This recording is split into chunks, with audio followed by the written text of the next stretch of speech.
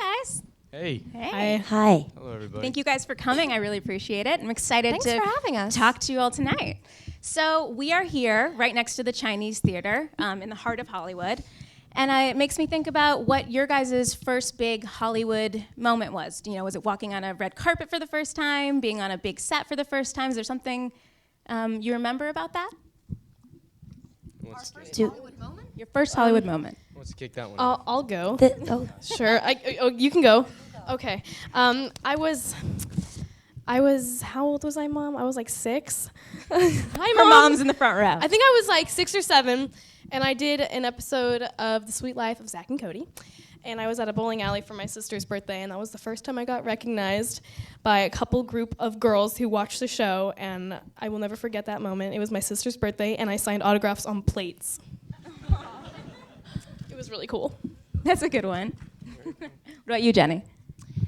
I think this feels like one, first of all. So there's that. But I think for me, it was when I was on SNL and perpetually nervous and scared, as many people are. And the host was Sigourney Weaver. And I was just so excited to see her in person. And she was talking about going to drama school and how everyone in theater school told her that she wasn't going to make it and it just wasn't going to happen for her. And I had a nice week with her, and I don't know if she would ever remember this, but the day of the show, she turned to me and she was like, so if anybody ever tells you that you can't do it, you just look at them and you say, fuck it. And that I was like, well, if that is what it is, I'm ready to go. I'm ready to go. How old were you when she said that? That's awesome. It was cool. What's that? How old were you when she said that? That's awesome. I was 11, and I'm now Amazing. 19. That's awesome. Thank you. It's my mom's life advice. You look very mature. Thank you, yeah. All right, Logan, what do you got? You know, I wish I had a great story to tell. I really don't. You know, I was really young when I started, so I'd say it was probably that first moment walking on to the first set I ever worked on. It was just so enormous, so grand. It was a pretty big movie, and I just What remember film was that it? It was The Patriot. I was really young. It was a long time ago. You know, it was prop work. You know, they just bring a kid in, and that age, I was that young where it was like, it was not a performance. You just come out there and bring the kid in, and you stand here and smile, and that's all you do. It was like featured set decoration. Yeah, Come pretty on, much. There's more to it than that, of course. No, there really wasn't that much more to it. At least at that period of time. But I just remember that experience of walking on set. There was horses, there were, explosions of special effects and all this amazing, magical movie stuff, and it was a pretty Hollywood moment, I guess. A good one. Well, I don't know. There's so many when you're young. I mean, I started when I was about 10 years old, and I mean, there's a whole different world of sort of the private life of acting, which is like our relationships on set and sort of all of those sort of new beginnings and discoveries. But it doesn't feel very Hollywood, in a way.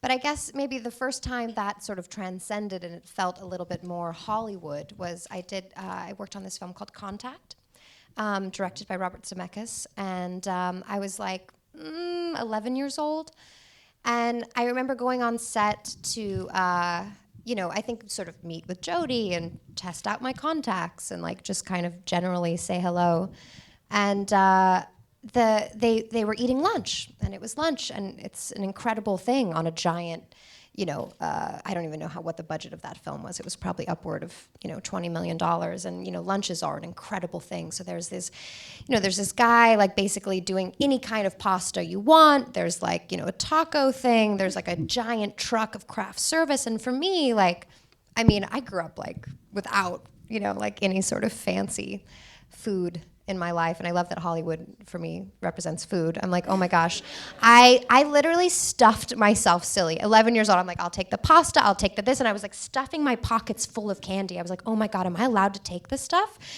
Because it was just free and all over the place. And then what was for me the best moment was, Jodie came out and we kind of got to have this beautiful lunch together. And then Matthew McConaughey was also in the film, was just like, hey, welcome to the film. And he picked me up and like put me on his like, you know, I was sitting on his shoulders, I guess. And we like went and ran around and discovered all of the sets because they had built all of these really beautiful sets on that film. And so I got to go behind the scenes and explore all of that, the spaceships that they basically built, like, you know, that they like sent up into space. And it was just like I was literally being carted around on Matthew's like shoulders, and he's like, and this is the cool thing, and then we're gonna go over here and we're gonna do this, and it was like the cutest thing in the world. But I was like, oh, I've got candy in my pocket, so like be a little careful. But yeah, that was a little bit of like, I guess they live in a different way than I live. Hollywood is definitely a different world, you know? You guys are all talking about experiences when you were pretty young. Was there ever a moment where you considered doing anything else, or was it just something you knew pretty early on? I can't say that I did. Yeah, I mean, I just did someone drop a mic? No. It was water. It was water? Oh, yeah. I started at a young age and just kind of had my foot in the door. I didn't even really start for any other reason that it was just kind of a way to get out of school.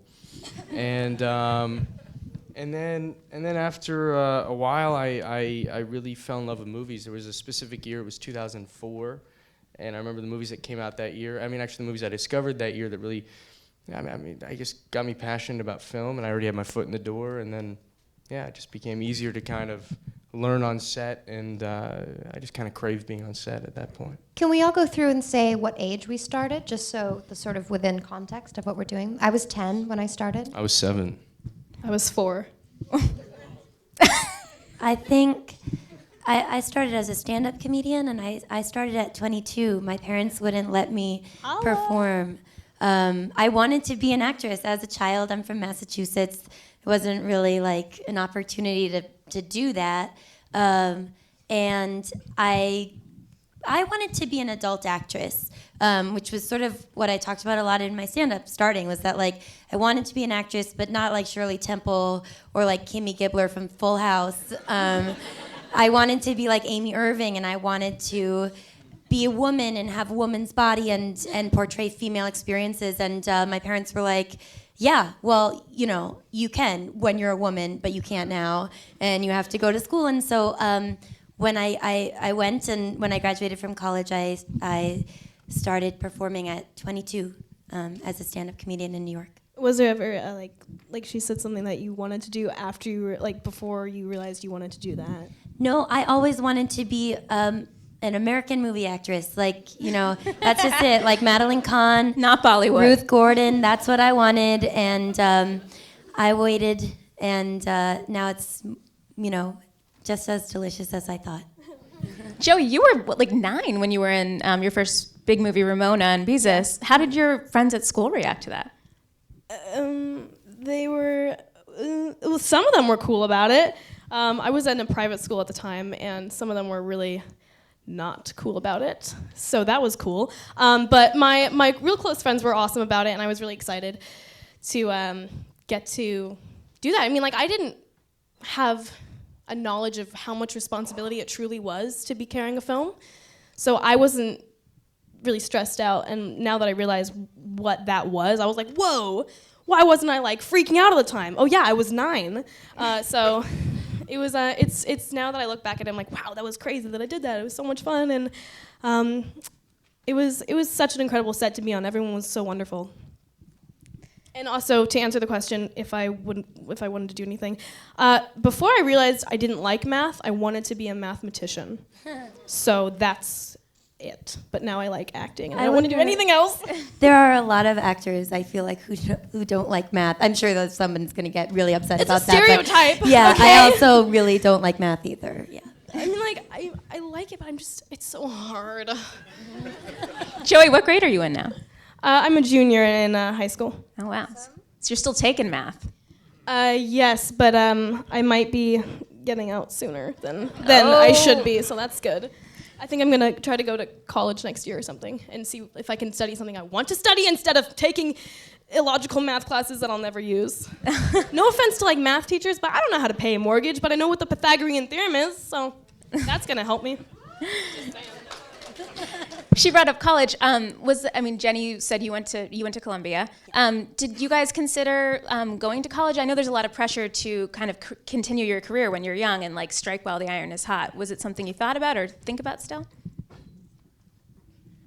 Well, I mean, I think when you start young, you're basically given this really beautiful opportunity to have a voice, which not a lot of adolescents have. You don't really get as a normal 10-year-old or 4-year-old having people saying, what is your opinion about this? Would you like to make a decision about this? Usually things are sort of decided for you, and so I think that there's an element of, you feel like life is school, and school is life because you're given all of these opportunities for learning in an incredible way. I mean, you're being put in very kind of magical adult situations where you get to sort of decide and sharpen your own inner voice. And I think that it's funny, a lot of people sort of focus on this sort of downside of Hollywood, of sort of growing up as a young actor and sort of all of the pitfalls. But for me, it's so funny. It's like this really glaringly obvious thing that no one talks about, which is the ability to have a voice at a young age, which encourages you to develop it and become your own artist and become your own free thinker, which I think some parents can encourage and maybe other schools or formats do. But I think pretty much in our society, the way it's sort of planned out, you don't really get to become a free thinker until out of high school, and then all of a sudden you're given this idea of being like, now what do you want to be? Like, what does college represent? And so I think that maybe I'm just going to speak generally for actors growing up in this business. It's not really like you don't really get to a point and you're like, oh, now I want to have a career, which is what most people get to when they're 18 and they say, I want to go to college. It's that, wow, I've actually been developing my instrument and developing my voice for so long that I want to further that. And how do I further that? And that could be through taking certain classes. It could be through traveling. It could be through, whatever, a million things. Continue, just working on film, trying theater. But I think that college is kind of, if you actually do want the voice that you were given and that have been furthering, I don't think that it's part of the natural equation of growing up in this industry. But I mean, it's definitely something I thought about. I mean, I took a year off when I was 18, shaved my head, moved to Lake Tahoe, where I was from, bought a house, and studied photography at a community college. So, I think that as in an actor, and particularly a young actor's path, you should have a lot of deviations. Deviations for your own inner growth and inner strengthening is a beautiful thing. Go and study photography. Go and build houses somewhere. Go and take time off for yourself. I mean, all of it is education, but I don't think that it's as important to kind of go through this sort of very societal induced 4-year curriculum to have a degree to then actually have something. I agree, but yeah. I'm going to speak on that in a way that like a lot of people are like that, and I think it's such an intelligent way to think about it too.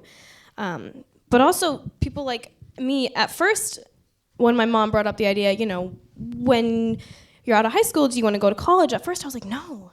Why would I do that? I already have a career. I have a foundation, and I want to do this for the rest of my life. Why would I want to go study something else? And then I really thought about it. And I was like, wait, I really want to go to college. I like learning new things. I like learning. I learn every day.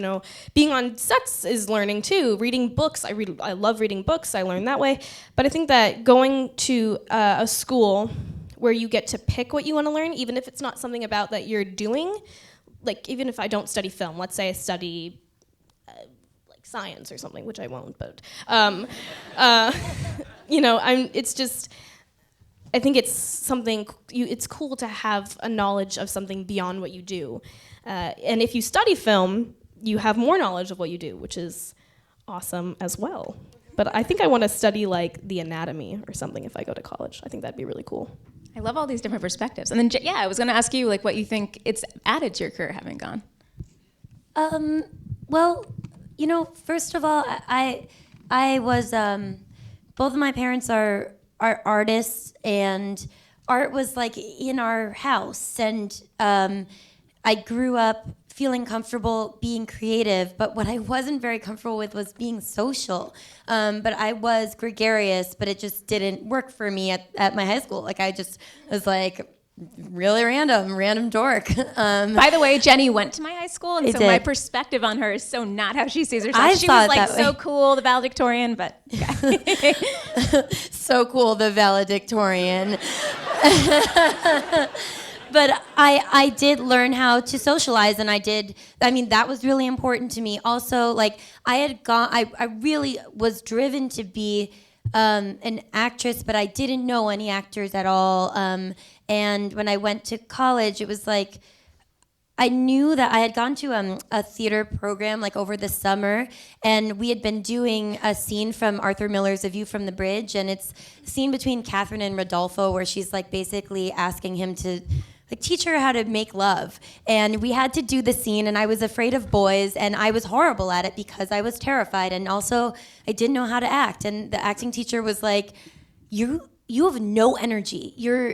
This is horrible, you know. And I just remember being like, I'm always getting in trouble for having too much energy. Like, I don't really get this. And I became angry and was like, I don't think I want to go to a conservatory. I don't want somebody to tell me that, like, I'm wrong when I'm just too young and too embarrassed to be doing this. I just want to learn how to sort of break down a story. So I went to Columbia and I studied English and comparative literature, and I just like read stories and learned how to chill out. And for me, I needed that because I am both gregarious and I think a bit vulnerable, and I needed to get a group of weirdos together to show me that I belong somewhere. And I also learned how to do improv comedy there. So everybody has a different path, like just everyone does. And for me, I was not ready at all to be a performer in public.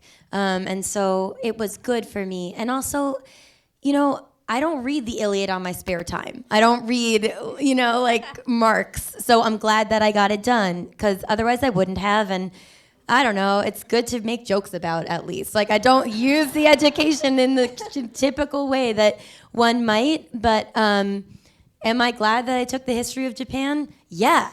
I don't know what I use it for, but my brain feels like it has texture, and for me that makes sense at night. there you go. Let's talk a little bit about some of your recent roles and how you prepared for them. Logan, right now, your movie Fury is out in theaters, and you play sort of like this newbie soldier who's thrown in with all these veterans, and you guys are in a tank together. And so to prepare, you guys actually spent time with your co-stars in a tank, right? And sort of this untraditional way of really getting into the method of the performance, right? Not the traditional rehearsal. Yeah, I mean, we did a lot of, I guess, unusual things for our prep on that film.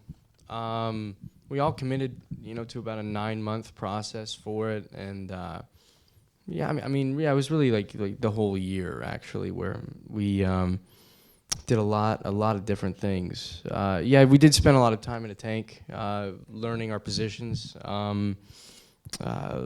being able to perform the way that the soldiers in World War II would have performed, and doing our checklists, everything that we had to know about the tank we knew by the time we started filming. How different is it spending? Sorry. Oh no. How different is it spending that much time with your co-stars before actually starting? I find that to be really, really necessary in every movie that I work on. I really want to get to know the people I'm working with, break the barriers, that you have with a stranger, feel comfortable with them.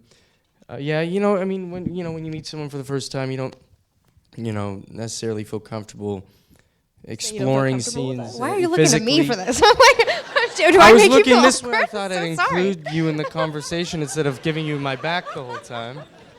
We're not exactly. I know this is a round table, but it's not exactly a round table, though. It's true. Sorry.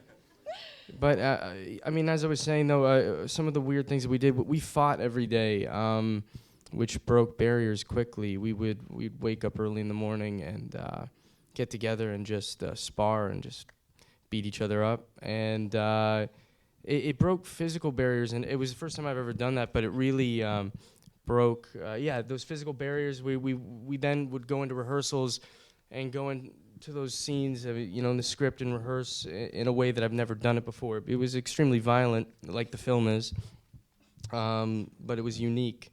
On top of that, we did a lot of other things, but as a group, it was a really unique experience for us, I could say. Yeah, that sounds like not like the other, the usual experience. Yeah, no, it wasn't, not at all. Jenna, and then this year you've done both. You're going to be in Inherent Vice, which is screening here. It's an independent I'm film, excited and then about that, by the way. Me too. yeah, Really excited about that. There Are you you go. guys excited about Inherent Vice? I am.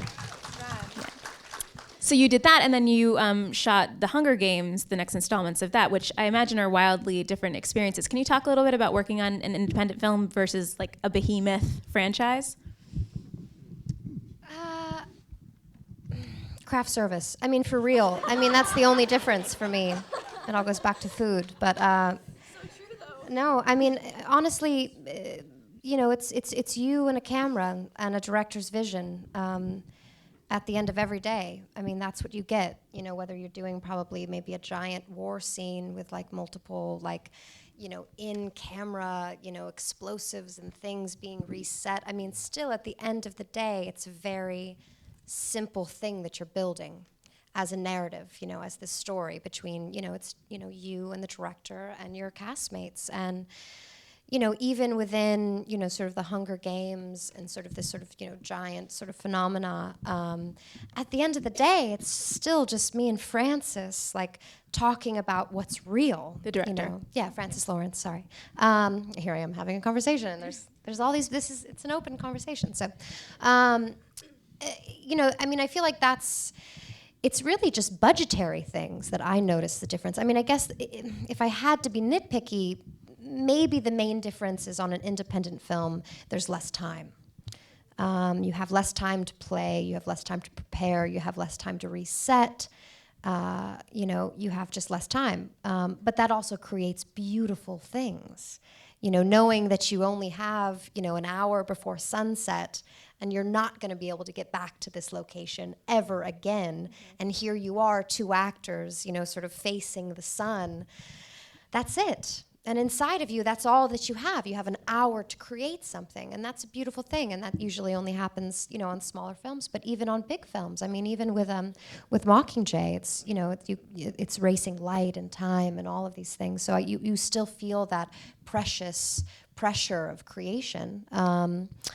But I mean, with Inherent Vice, I don't really necessarily call that a independent film, because I mean that's a film that was independently maybe backed, but because Paul Thomas Anderson is one of the greatest American directors alive, he's just making film. I mean, he's making cinema. I mean, there's not a price tag on what he creates, for me, what I think. I guess the difference between the two is that we shot that on film, 35 millimeter. I mean, it wasn't digital. So, we're changing mags. He's shooting full mags. I mean, each setup, here I am, this sort of, just a small little actor, and he like blew through 6 mags just for coverage. Like, he shoots and he shoots and he shoots and he inspires. And so, I don't know, for me, walking on that set, I felt even maybe more of a, geez, I'm on something giant, because of I'm such a fangirl of his work, Right. that almost in Mockingjay, I feel like it's like a high school reunion where I'm like, oh, great, it's like all my friends, we're like, getting our knees dirty and like, fart jokes and all of it. And so there's like maybe less of like a precious energy that's being created there. What are all of your feelings on sort of, I know like in the last few weeks there's been movies that have been announced literally until like 2020, like the big Marvel films are all mapped out, and that seems like something a lot of actors are eager to be a part of. I know you were part of a rumor recently, Jenna, about being Robin perhaps. Oh, we're gonna go there? I mean, you could if you want, but are you guys interested in becoming parts of superhero franchises? Especially you, Logan. I know a lot of like leading men. That's kind of something they'd like to do. What are your thoughts? I'd say it's all about the filmmaker. It's the number one variable that makes a good movie. I like superhero films. Yeah, it's interesting how they're, slated to like 2020 now. It's really what's keeping the industry afloat. They also help the other films, get made because there's money coming in. So movies make a lot of money. I could say, yeah, it's all about the filmmaker. If there's a good filmmaker making, an interesting, fresh, take on a superhero story, I'm excited about it. Yeah. Jenna's remaining silent on this one. Yeah, sorry, no. I mean, honestly, I mean, let's think of it more as a metaphor. I mean, each actor is an independent contractor, right? And so as much as we are artists and look for truth and meaning 90% of the time, 10% of the time we're also, we're businesswomen. We're businessmen, sorry. You're not a woman. I'm a businesswoman. And so as I've gotten older, there is an element of that. And so, if I'm an architect, and I'm just creating my own designs and, doing these little independent tree houses, along comes the idea where I get to help design, a mammoth, shopping center from the future. It's of course I want to do that. Of course I want to be involved with things that are above and beyond anything that I thought I could have created within my own work, But as he was saying, it has to be the right vision, because that can be a train wreck waiting to happen. You could be involved with too much money, the wrong vision, the wrong director, the wrong producer, the wrong cast doing it for the wrong reasons. And then there you are building, a shopping mall together when you thought you were building a church, who wants that? And then you're building it for 50 years. I mean, that's a long time to be involved in something. So as much as I think that there's this amazing thing to be involved in these, I guess, what did you call them? Superhero, but also these sort of, where it's going to be a 3-film thing, these franchises, sorry, I forget about that. It can be such a beautiful thing because it's such a giant thing. And I think as an independent contractor, AKA an artist, AKA an actor, it's a gorgeous thing to sort of reach above and beyond what you can do. But you have to make sure it's the right ship, Yeah. Are you Robin? That's what I want to know. I love it, Logan. Griller. We'll talk, I mean, who? Yeah, everyone is, right? I love superhero movies. I love superhero movies. I mean, what you guys said makes a lot of sense. It has to be the right filmmaker. It has to be, but no one's just gonna throw a superhero movie that's like Thor or something into the wrong person's lap. You know what I mean? Or at least they'll try not to. Hold on. I got a lot of examples. No. Yeah. Don't give me examples. I love superhero movies. I know. Okay. I think it'd be an incredible journey. I mean, there's so many good action films out there, and there's a difference between action films and superhero films, like you said. I mean, I love the idea of someone being supernatural and having abilities to do things that humans can't do. Because I think that. I love films where you can play someone kind of like yourself, or you can play, a small town girl, or, a famous girl or whatever. But then when you get thrown a superhero thing on your lap, you're like, whoa, I don't know how to be a telekinetic genius thing who can turn green. This will be fun. You know what I mean? It's just an element of surprise, and you never know what it's going to turn out like, and you just hope for the best. But I think what the beauty of things like that, where they're just so unexpected, is will it turn out bad? Will it turn out good? It's kind of cool to see the end result, and even if it does turn out bad, why not laugh about it? That's what I do. I laugh about it. Whenever things don't go the right way, just find humor in tragic situations. But I like the idea of supernatural things and superheroes, and it's just so cool to me because it's not real life.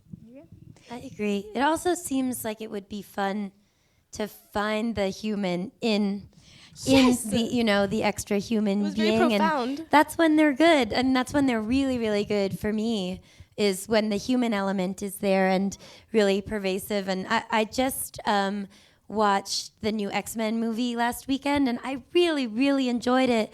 And I was like, every actor in this is excellent. I also like that it seems like if I were to be in one of those movies, somebody would be saying that I'm good at sports. Something's occurring. What is that? I tried to say I'm good at sports, and there was a noise. But yeah, that seems wonderful. I would love to just be able to run around and punch someone. It seems great. Yeah. But like you said, finding the human within, because everyone wants to relate to the characters on screen, but it's kind of cool to bring out the relatableness in such a non-relatable character. It's kind of why we do this. We bring out things that aren't there.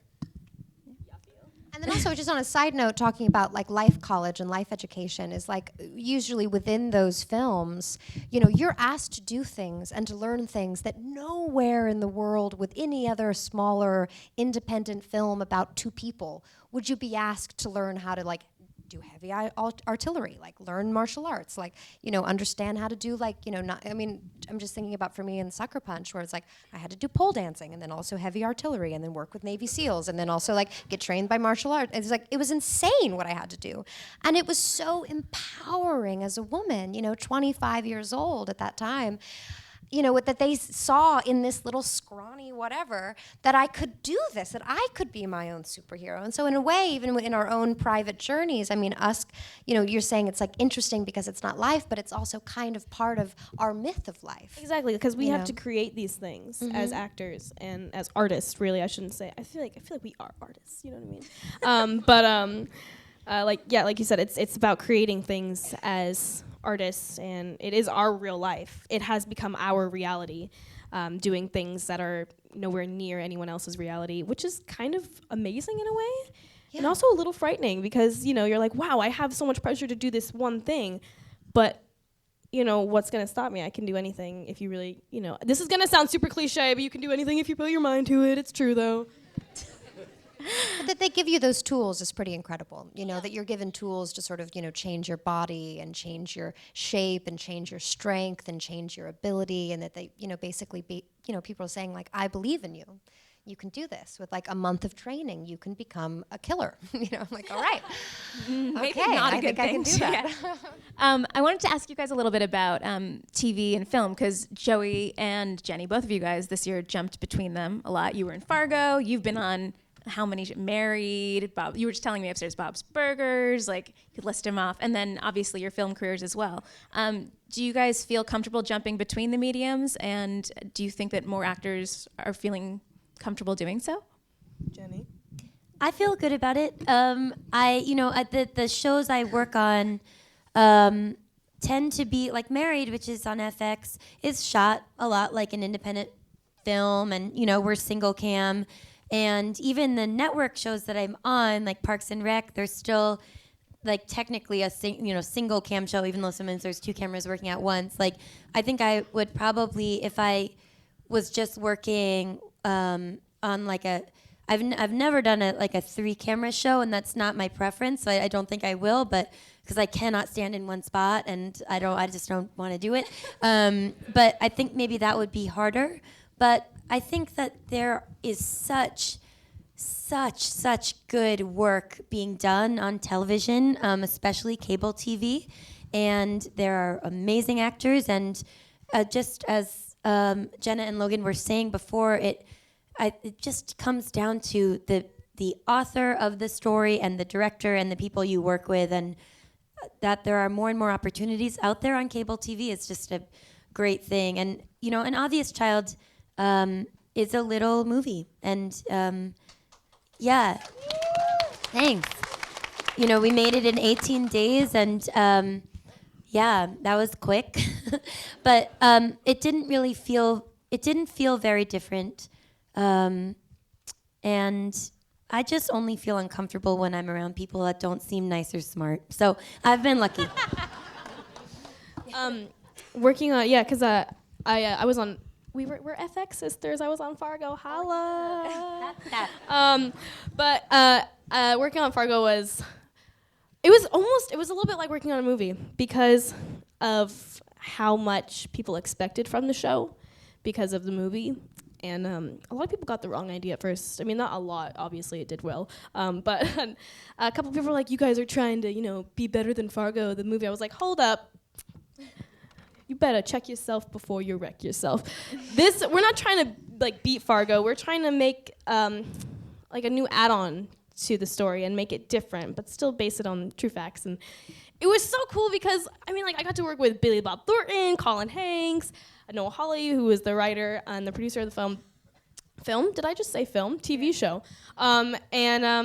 It was so exciting, and it felt just as big as a movie because of how much pressure was on us, because everyone wanted it to be perfect and right and just the right amount of funny, but also the right amount of really twistedly horrible.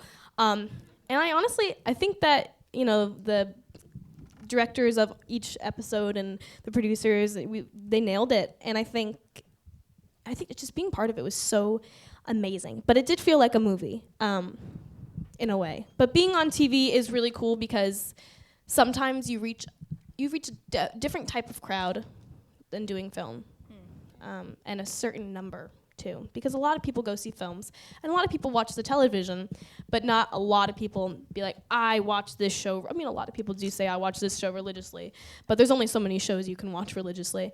But I think Fargo did pretty well. It was really exciting to be part of that. Definitely did really well. Logan, I was going to ask all you guys, when you're younger and you're working with a veteran actor, how do you get over that initial anxiety? Like, you have a lot of intimate scenes with Brad Pitt and Fury. How did you get to know? I mean, it sounds like you spent a lot of time with him, but how did you feel comfortable around him? Punch him in the face. Yeah, that's a weird.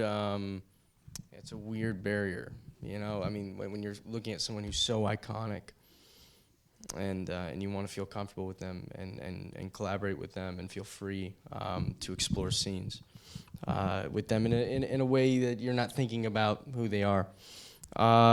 It all depends on it really depends on the person.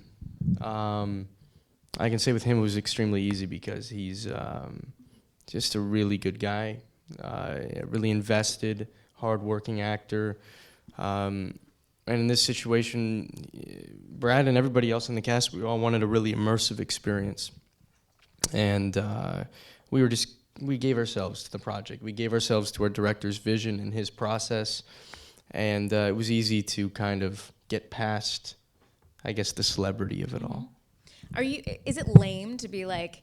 Some people, not everybody's like that, by the way. I've worked with people that they keep their position, I guess, they... Yeah, I mean, it's not even their wall, they want, they like their, some big egos, let's put it that way. Or some ego. I'm sure you won't name any names. I'm not going to name anybody right now. He's talking about me, guys. Yeah. I was going to say, is it lame to, ask for, if you're heading into a scene that you feel has a lot of pressure on it, will you admit that you're nervous or ask for guidance from someone who's been around for a few years?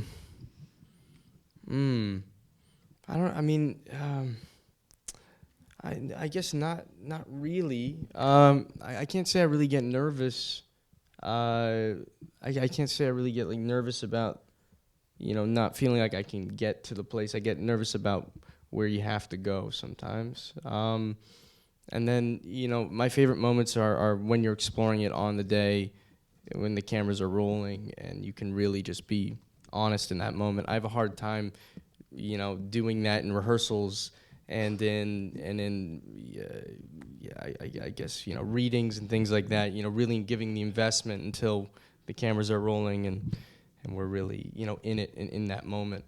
Because I'm not one who likes to recreate gems, things that happen spontaneously. And so those moments, pretty much. I saw a video on Instagram the other day, Joey, of you with James Franco from a movie you're filming right now. Yeah. And I was wondering, when you're around... Was it the one when he called me a super nerd? Yes, he did. Yeah. Okay. Yeah. And he seemed to be very playful around you. And I'm wondering, do you ever feel like, I have to act kind of more mature than my age when I'm around adults, or do they try to act more playful around you? I've always, and I don't mean this in I'm not talking good about myself. People have told me I'm mature for my age, so I don't think it's an effort either way. I think it just kind of we naturally create. I mean, James and I have known each other for, give me a second, 11, 12, 13, 4 years. 4 years. It took me a second. Sorry, I'm bad at math. I told you. So we have a sense of comfortableness with each other.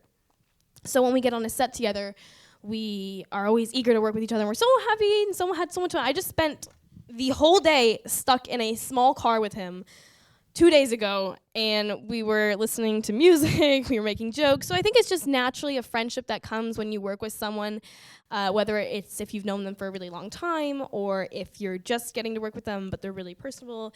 And I don't think he's just a really fun, playful person. Like, I don't have to act more mature than my age to have fun around him, and he doesn't have to act younger to have fun around me. I think what really, when you create a friendship with someone, you have to have things in common, and things to learn from each other. Like he's a big reader. He loves books, and I've read some of my favorite books from his recommendations. And I like reading too. And when we were in the car the other day, what did he recommend to you? I'm curious. He recommended me a book called Mouse. There's 2 books actually. It's spelled M-A-U-S, and it's written like a comic, but it's a World War II story. And it's quite a profound two books. They're very profound and very beautiful. I highly recommend them. But we both like reading. We both like to joke around. We both like to listen to music in between takes. We like to laugh at things that went wrong on set sometimes. So I think it's just finding something that you have in common with people. You guys are all on Twitter, yes? I think you all are. I tweeted at you before this. Talk about your use of it. Do you feel like it connects you to fans? Do you like to be able to address rumors about yourself? Are you just having fun putting up Instagrams? Like, how do you look at it? I was looking at you. I tend to be pretty without a filter on Instagram. Yeah. And not on Instagram, on Twitter. I use a lot of the Instagram filters. Bummer joke. I like it. I like the internet is can either be like a beautiful meadow for creative sprites to dance around in, or just a garbage dump for people with bad manners. It depends on the day. To spew their angst. And we're all looking at it through our own portal, and you can see whatever you choose. You really don't have to see everything, and I choose to see it as a place that's nice and fun, and that wants to receive whatever it is that I give it. And I have rules for myself. I don't tend to to crap on anyone. I don't like that behavior anyway. It doesn't make me feel good. But I don't get in any Twitter fights ever. I do tweet often on behalf of Planned Parenthood and feminist organizations that I care about, and do activism that means something to me. But for the most part, I like to talk about bodily functions. Yeah, talk about my body and about what my experience is as an adult human woman, and to, in a way, instruct people on how to consume me as a public person. That I can be a woman with a sexuality and a sense of humor and a working or non-working gastrointestinal system, and I like it all. And I think that sometimes I just feel like we owe it to ourselves. I don't know, to just be honest.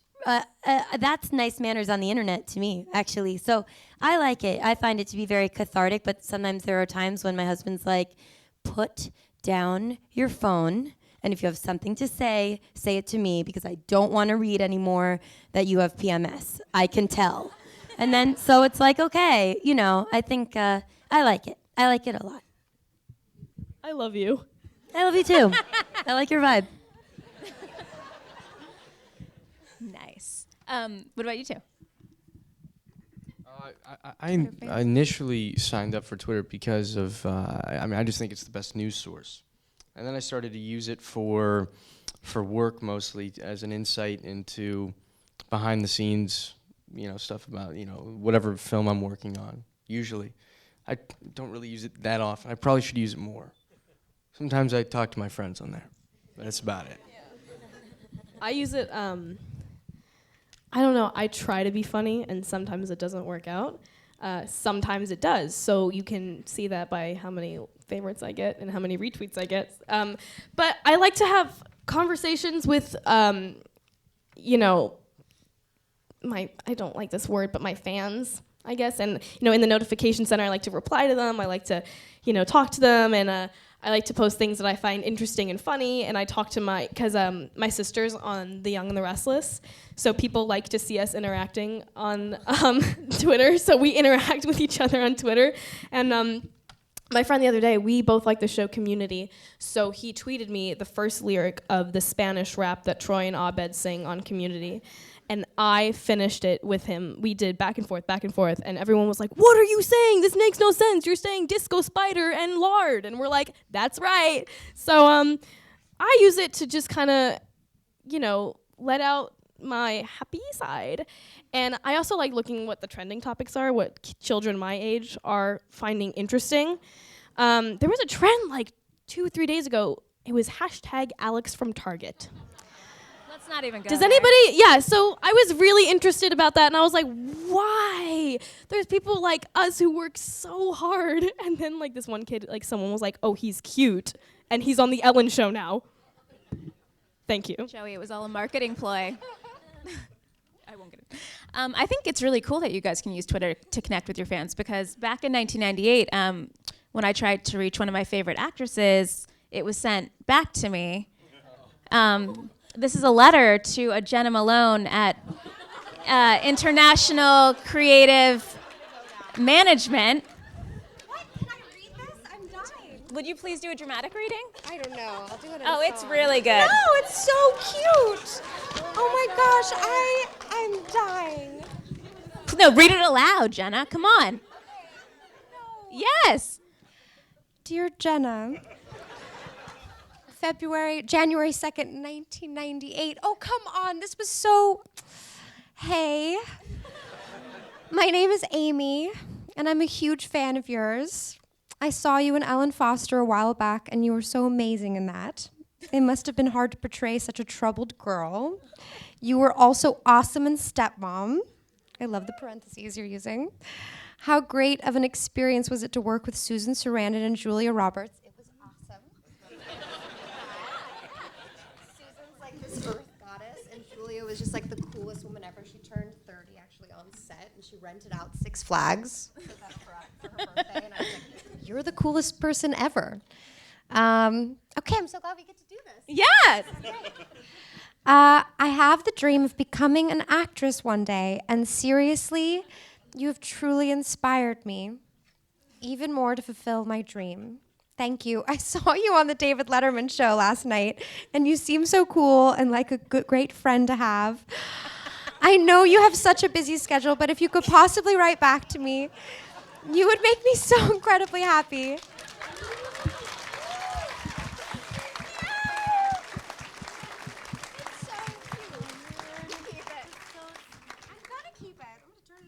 The PS is important, though. Okay, wait. So she says there's an envelope. Self-addressed stamped envelope. I love the fact that you. Do you have an email address? Mine Well- is amyzach@AOL.com for Zach Hansen. Oh. I love the fact that you kept that all these years. I love how you've held on to it all these years. I'm 13 years old. Well, when My I found out I email was doing this, address I was is like, this. Dad, Oh. look in my drawers. Yeah. So this brings... So amazing. There we go. Do you guys have crazy fans? No. No, that's not crazy at all. I mean, actually, this is what I was going to say about the whole social media phenomenon and sort of this whole new, democracy of the human voice, that anyone and everyone can have one at any moment, at any time, and that it can be expressed through such a multifunctional medium, is that, in the worst way, an actor becomes, a brand of some sort. You represent something to someone, And I remember when I was younger, we had like a P.O. box in the Valley that was like a fan mail address that like I never checked, and like somehow like sometimes my mom did, and then sometimes like maybe my Clearly agent no one did. I checked know. Clearly we forgot to pay the bill actually, and we didn't even, because it was such a weird thing to do. I didn't really know how to incorporate that into my everyday of like school and letters and things and that. And so I was really bad at it. And I actually have a whole box, not a box, it's a small little box, of like some of these leftover letters, because I just felt so bad about throwing them out. And I've been turning them into song, which is not a bad thing.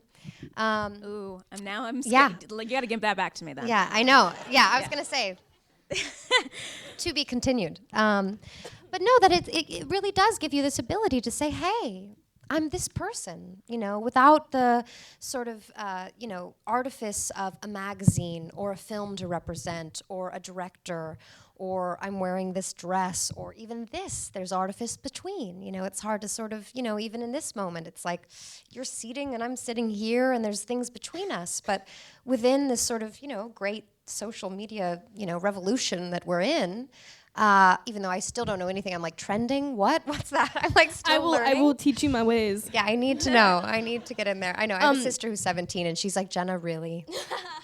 You don't know about a meme? She's like, what You don't know doing? what a meme is? I do now. I mean, geez. I'm like, oh my I don't God. know. Hashtag what? I only use. I know. The 15-year-old's going to school you guys, okay? I know, but it's beautiful. Speaking on that, I still answer fan mail. Am I one of like the weird Oh my who gosh! do that? Now I just feel really bad. I still answer fan mail.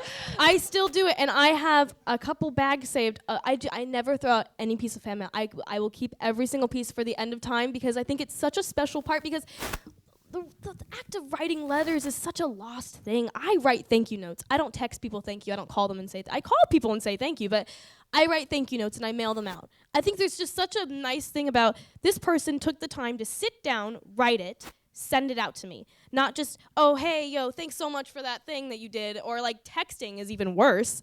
So, you really are mature for your age. Thank you. I love writing back. I think it, and I love hearing, stories because, as much as someone can tweet you a nice thing, there's girls who have, sent me fan mail saying how, they've been bullied in school and they heard that I used to be too. And, there's a sense of relatableness on that level that you don't get through social media. I love social media and I love interacting with people that way. But writing letters, there's so much, it's so personal and I love that. And I hope to never lose that. And I still reply to this day. I have a bag on my desk that I still need to get to and I will. But I just think it's super important to keep the act of writing back to people alive. That's nice. Who are the people that you guys look up to? Are there actors that you look at and consciously kind of want to model your careers after? I'm a big Jessica Chastain fan.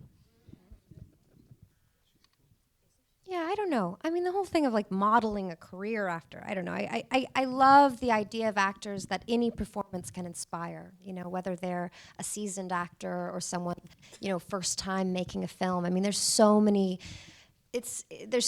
incredible performances out there that I think that I'm more inspired by performances and career choices than necessarily that mold, I want to fit into it. I just feel like because Hollywood is such an individual thing, how you enter it, how you maintain it, how you love it, how you keep it fresh and new to you, that I don't know, it's too hard to be like, well, I want to be like someone else. But you can admire.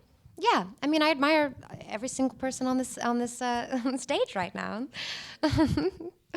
You're like, ouch, that really hurt. Likewise. No, I don't know. I just don't like. I mean, I think that picking an actor and being like, that's the one, is it's hard because then you meet them sometimes and they're not, whatever that is, or you meet actors that you have never even, thought were inspiring, and you meet them on set and their work ethic is just so incredible, and the way that they, treat people and how they, lose themselves in a scene, and you would have never known that they're actually far more inspiring than someone that's sort of, up in flashing lights. So.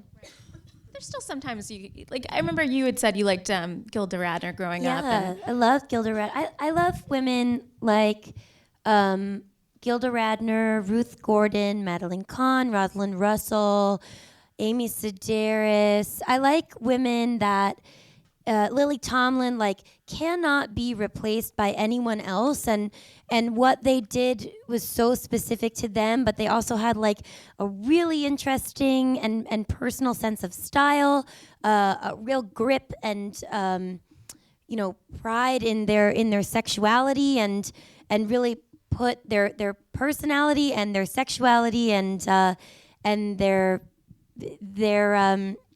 I guess their hearts, their sensitivity out there was all part of it.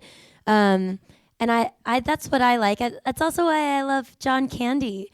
You know, like if you look at Uncle Buck, it's like it's a plot that you're like, oh, you know, dumb uncle comes when the parents go away, whatever. But it's an amazing movie because John Candy is like the most sympathetic, original person to me. So I think because I always felt like, well, I don't know that I'm going to be like a bikini lady, you know, like I'm not going to be like an American bikini lady, but you know, like when people wear bikinis and they're like, oh, it's a really sexy type of bathing suit. Go on the internet and you'll see them. They're all over the internet. Bikinis, BIKINI. But I think I like people who reminded me as a kid in a haunted house in Massachusetts who didn't know how the hell to get to Hollywood, that the most important thing is to fill a space that, as Jenna said, is just your shape, like not someone else's mold. But there are many examples of people who are like, yeah, like, you know, this is a Lily Tomlin role for Lily Tomlin, and Lily Tomlin did that, and that I find that very inspiring. You know who I think is underrated, who I love very much? Queen Latifah. Just putting that out there. I think she's rated. I think she's rated high. I know, but people don't. I don't think she's underrated. No, I think people- she's queen. Oh no, she is Queen Latifah. But nobody like talks about her anymore. Like, why? I will write you a note on my stationery about Queen Latifah. Thank you. And how much I love her. Her name I is Dana. She envy seems her. Well, doesn't she have a talk show I love her now? so much. Doesn't she have a talk show? cool. Yeah. She does. 'Cause Yes, she's she busy does. with her talk show, and then she'll do movies again. Yeah, she's the Yeah, best. she's literally queen. She was actually my inspiration. Do you guys still have to audition, or do you have, when you think back on times you did, do you have like a particularly horrible audition memory that was just really embarrassing? You do. You know you Still do. have to. I don't know. I think that regardless of place and structure, you should read for things. I mean, I just don't think it's awkward. I mean, I can't imagine actually being a director and just casting someone on the idea of them. I mean, at least just have some sort of like courting process. Like there has to be a courting process, you know? If you were directing though, and you wanted to cast someone like Robert De Niro, would you say, "Will you read for me"? Maybe not reading, but I'd want to sit and talk and see, you know, but yeah, maybe I would. I don't know. I mean, it's kind of nice to read for things. I've done that once where I was offered a project and I did it, and then you get on set and you're like, you want to earn the role, you know, you want to earn the approval of the filmmaker, and I didn't have that, and constantly I was doubting myself, thinking, well, I'm not right for this. I feel like there's someone better out there for this role. I don't know why I'm here. Yeah, I think auditioning's so important, so that you see that you're on the same page with the filmmaker's vision. But it's a horrible, dirty, crazy, intensive, the worst, despicable processing. You know, it's literally like, yeah, It's great, but just like she said, it's not really gross. Well, I mean, yeah, depends. If it's a hot day in LA and you have an audition by Hollywood and Highland, yeah, it's kind of gross. But I like auditioning because I like to meet someone before I get in front of the camera with them. But I think that it depends on, you know, what the role is. If someone's offered a role, clearly the director had something in mind, and hopefully that person can execute it. But yeah, reading is really important. It is.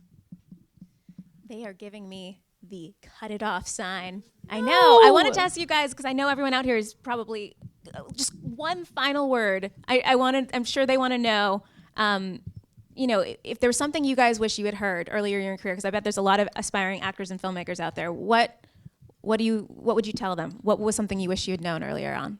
Really quick before they kill me. don't follow anyone else's advice. I mean, honestly, it's so about your own voice. Like, I don't know. Yeah, that's the number one thing. It's trust your instincts. Yeah. Don't do anything else except what you believe is right for whatever you're approaching, whatever you're trying to do. Bring yourself to the role or to the project. Approach it like a boss. Just own it. Whatever you're doing doesn't matter. If you think you look weird, step out and look weird. Don't be like, oh, I look weird. Like, I've had to like wear things on a set where I'm like, what am I wearing? And I'm just like, you know what? What am I wearing? It's cool. And then, you know, let's say I'm on a red carpet and I have a wardrobe malfunction and it doesn't quite look the way I thought it was gonna look. I'm like, yeah, I had a wardrobe malfunction and I'm here. That's what happens. You just gotta own everything you do and have confidence. It's a process to learn, because it was you know, developing confidence in this like industry. I'm pretty young for, you know, and people are always judging, and, you know, there's so much, you know, ooh, will she turn out like a train wreck when she grows up? But I just think when you have confidence and you own yourself and you be a boss, don't worry about it. There you go. On that note, let's thank them for coming. Thank you guys so much. And Thank let's let them go first and have a great night.